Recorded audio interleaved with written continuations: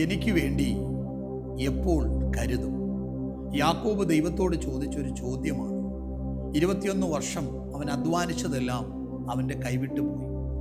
അവൻ്റെ അപ്പൻ്റെ ഭവനത്തിലേക്ക് പോകുവാനുള്ള സമയമായി.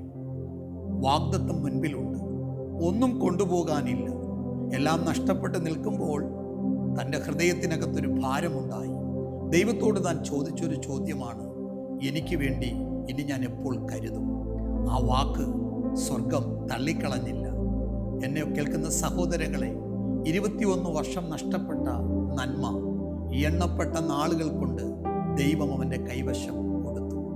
ആ യാക്കോബ് പറഞ്ഞൊരു വാക്കുണ്ട്, ഒരു വടിയുമായി ഞാൻ യോർദാൻ കടന്നു, ദൈവമോ എന്നെ 2 കൂട്ടമാക്കി. നിങ്ങളുടെ അധ്വാനം ഒരിക്കലും നഷ്ടപ്പെടത്തില്ല.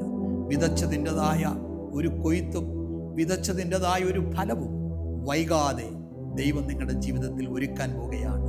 നിരാശപ്പെടേണ്ട, ചഞ്ചലപ്പെടേണ്ട. കർത്താവ് നിങ്ങളുടെ കൂടെയുണ്ട്. കർത്താവ് നിങ്ങളെ അനുഗ്രഹിക്കട്ടെ. ആമേൻ.